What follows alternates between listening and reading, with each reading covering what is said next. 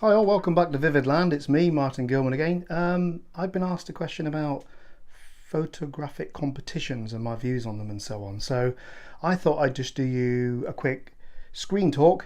I'll be jumping on the screen now, recording it, looking through a few websites where there are some competition results for 2017 and 2018 and going through them and having a general discussion about photographic competitions and my thoughts, feelings, and where I think the good ones are. So I hope you enjoy it. I'm going to hop over to the screen right now and, well, let me know what you think. Yeah, I thought I'd do a quick video about competitions. Now, I've been asked about my view on competitions, and I will have to say that I think my views are very mixed on them. Do I enter competitions myself? Yes, I do, but very few. Why is that? Well, that's because for me, the competition's merit, the competition's value is all about the judging panel.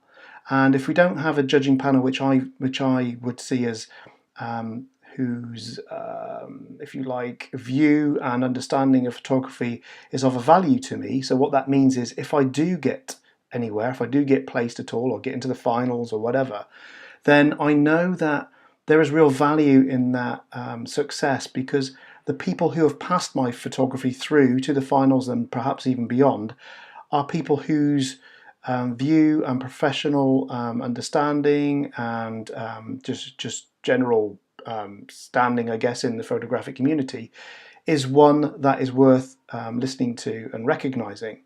So that would be, as if you like, so something like the Landscape Photographer of the Year or the Sony Awards or the Conservancy Awards or something like that. I look into these competitions, I study who the judges are, and I might enter.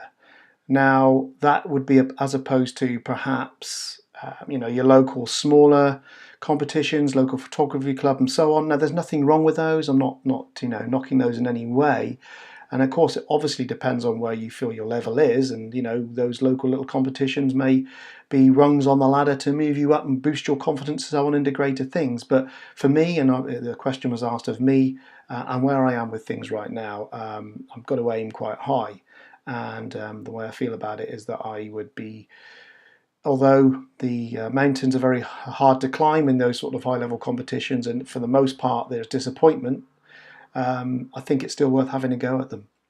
Because for me, the bottom line is being a finalist in any of the three competitions which I'm about to show you, as compared to a finalist in my local photography club competition, is clearly going to be that much more of a boost and that much more of a support to me going forward, both in confidence and recognition of my work. So I thought I'd have a very quick look through some of them because these are sort of things we don't often do. So I've saved a few links to some of the competitions that I like and that I've particularly noticed have got some great output these days. And I'll start with this one first, actually. This is the Nature Conservancy competition. This is 2018 results. And this was one I spotted just the other day on the internet, and it just blew me away. And it made me realise that, including myself in this, that all of us YouTube and social media photographers, and many of us on Instagram, who seem to be getting, I don't include me in this, but many of the others who seem to get a huge amount of recognition and following on the social media sites and so on. I mean, we are so far behind because we can't even touch, most of us, some of this sort of imagery. So, I think you'll agree with me when you see this. This is the grand prize here for this particular competition, Stallions Playing, by Camille Broyotet, I guess you would pronounce that, from France. And look at that, that's just an incredible image. I was photographing just some months ago some horses on the beach, and it doesn't even get close to this. Just look at that, what a wonderful image that is. And this is where, we should all be aiming to get to this sort of level and standard, really, even if it is just for our own pleasure. You're doing great stuff when you get to this sort of level. And I'm not going to critique any of these images because we really don't have time, but I think these speak for themselves. Technically, they're good. There's a lovely curved line which goes from horse to horse through this, which I don't know if you've noticed it. If you have, you've got power, you've got movement, you've got just the majesty of it really is wonderful.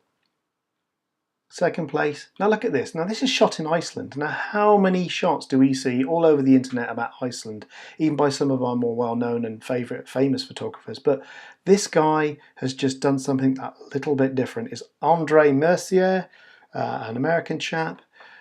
He's just picked out one element, and it's just really, really good. He didn't need to go and photograph all the usual famous places across Iceland, although I'm sure he did. But he just picked this, and it's done him justice. Lovely, lovely thing. I'm not going to talk about all of these. I mean, this is a lovely sort of documentary photograph of a young child. I think that's a young child, youngish girl, playing in the wilderness in the countryside with a frog. But again, it's just lovely, isn't it? It's just the quality. Look at the light, the use of depth of field, even the framing. You know, it's nice and tight. It works very, very well. I'm not going to talk about all of these, I'm just going to show you them. What I'm doing here really is just showing you the level of quality that really is out there, which most of us don't get to see. You know what? I like this, but I think it's a bit over sharp for me. I've got to say that. It's a little bit 3D. It almost looks like they did it really sharp. They used a shallow depth of field anyway, but then added some Gaussian blur or something in just to really make him pop out. And it's a taste thing, but for me it's just a bit crunchy. Look, lovely. Look how this polar bear bridges the gap between the two halves of the photograph. Beautiful. Here's another one of Iceland. Again, probably one of the most popular, or one of the more popular scenes, but this person, this Jeremy Stevens, has just done it with that extra pizzazz. Really, really nice. Long big stopper or something like that, long exposure, something we normally roll our eyes and yawn at. Yeah, seen that all before, but it's just done really well. Caught it nicely so that the spread of white moving water coming out is really, really nicely spaced. Some crocs there. Again, it's about composition. Look at the way that the elements have been placed. Lots out here, bringing it down to a smaller number in this just upper third, and then down to the one right in the foreground. Great composition. Interesting image here. This is actually a plastic bag, talking about protecting the planet and the Nature Conservancy and so on. It really works well. I mean, how many people would have thought of entering that in this competition? I mean, that alone is the genius in the accolade of being there. People in nature, so there's people in it. It's a cute photograph. I'm not going to hang about on all these. Got lots to get through. Again, living the view kind of thing. But I wanted to just get down to the winner in landscape, because this is what I wanted to show you. This is really what inspired me to bring this up. Sorry about the slow scroll, because as you can see it doesn't quite fit on my screen, but here's a shot of Namibia, and how many shots have we seen of this place over the years? It's one of the hot spots for landscape photography in particular, but this is the essence of somebody who just sees and looks differently. This is clearly a dune. This is clearly a beautiful play of light on that dune, but they've gone in, looks to me almost definitely with a long telephoto lens, and just taken this one little piece of the landscape out, but used the art of design, the elements of design, to make a really, really nice image. That person could have stood back, gone wide, and shot the dunes in their entirety, and we would all have thought, yeah, well, we've seen that before. Even the bit of tension that it's so far away that the foreground is cutting off the tree, which is also part of the composition, which is nicely framed here. So it's really well thought through, and I think I read the text, which I'm not going to go on too deep about, but they were on the way away from this sort of area, and he looked back. We don't do that enough as landscape photographers in particular. We don't look over our shoulder when we're leaving. Always do that. Walk back the way you came sometimes, but looking the other way, and you can get some shots you missed earlier. I think that's enough of these. I just really wanted to give an overview of quality. And if you compare a lot of this to what we see day to day on Instagram, you can see there is a marked difference. I'm sure you'll pick some of this stuff up, but that'll do for now. Sony Awards, I'm not going to go through all these. I'm just going to keep these on the thumbnails really. But again, there is a marked difference in some of these images to what we would normally see bounded around. It just goes to show that the level of skill and artistic ability of some of these photographers is almost so good it's hard to find them on places like social media. They're out there doing it. They're too busy for a lot of the Instagrams and YouTubes and Snapchats and Facebooks and whatever else there is going on. Wonderful stuff.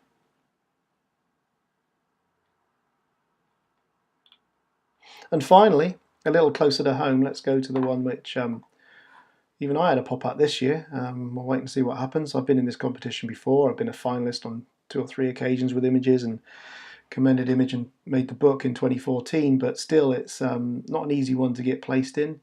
It's been going for some years now. It's run by Charlie Waite and his company Take a View. This was the winner in 2017. I really like this image by Benjamin, actually.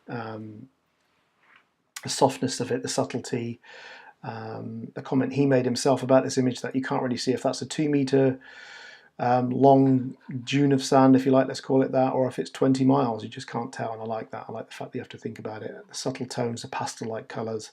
It's just really well seen, nicely composed, and it's a sort of thing which you enter and it stands up against all those big mountains and moody landscapes, you know, Lord of the Rings style editing, and you always think that those sort of things are going to, you know, take first place and so on, but then you see this and it leaps ahead of those, and I think that's really refreshing.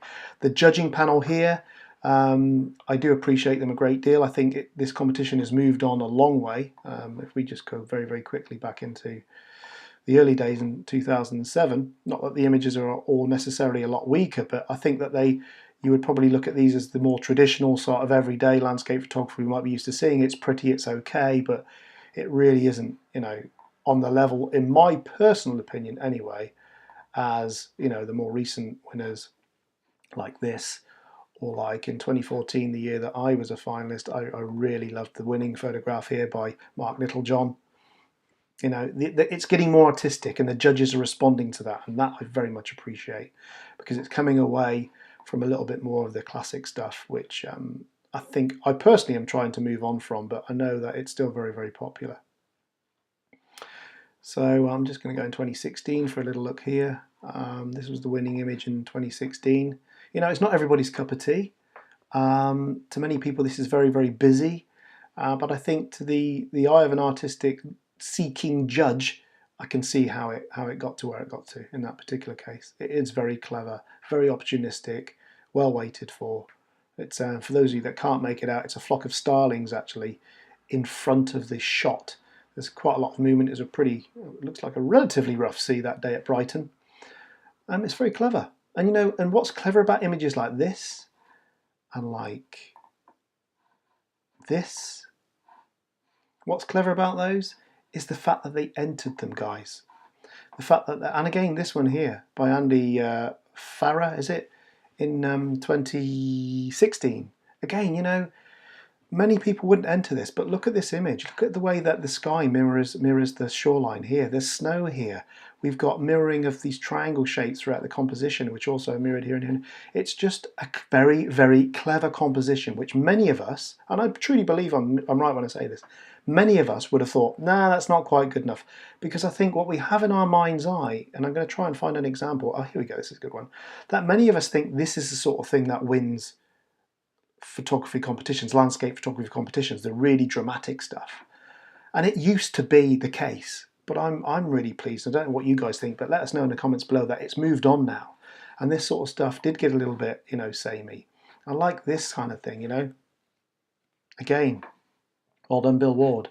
But it's moving on from what we might see as the classic, the more classic. Nothing wrong with this stuff, again, you know, but it's just, there's so much of this right now. And as I touched on earlier on, all of the big names on YouTube and Instagram are doing this. And I'm waiting for the time when they're all doing this and things like it. Because for me, this is clever. This is clever as in making the image, but also clever as in submitting it in the first place. Anyway, that's just a lot of my opinion in there. It's not necessarily always the right thing. I'm just going to jump in the middle of 2012 as a completely random year. Right, this was the winner there, and I remember this caused quite some controversy because the actual winning image of 2012 ended up being disqualified because they found out that the photographer, whose name, forgive me, I forget, put in a composite sky. And the rules in Landscape Photography of the Year are quite strict about how much photoshopping, how much post-processing that they'll actually accept, and that one just went over the line. This one was sitting second at the time, and so therefore ended up as the winner. And again, it wouldn't conventionally be something which we would all think of a winning image in a Landscape Photographer of the Year competition. But again, the brilliance is in the submission. The smartness, the cleverness, the art, the skill is in thinking, I'm going to put this in because why shouldn't this stand up as much as anything else? Why doesn't this represent the same thing as a majestic mountain does? It almost looks mountain-like within the image. It's very clever. Very clever. And I'm thinking this cross on the side of this building almost falls if you had frame lines in there. Just think it through, guys. And these are great examples of how we should all try and think differently about our photography, as far as composition in particular is concerned, so that we can change the way and be more and more creative. I mean, look at this. Again, it's not normally the sort of thing you'd enter, right? But look at how this area is almost like two photographs. You've got great contrast not only of the darks against the lights, against the white of snow, but the contrast in subject matter, trees, a road, put together in the same photograph. It's just smart. It's clever artistic thinking which is going above and beyond the conventional picture postcard landscape. And that's what I would like to see more of from everybody, personally. And even from myself. I'm trying to do that. What are your thoughts? Chuck them in the comments below, guys. Look forward to hearing from you. I've really enjoyed this little walkthrough. Sorry it was all on the screen and it's just my boring dulcet tones, but I think it was something worth looking at. So, thanks for now, guys. Hope you have a great weekend and not struggling too much in the heat, particularly here in the UK today. And I look forward to catching up with you again at some time. Like and subscribe, all the usual. Bye for now. Take care.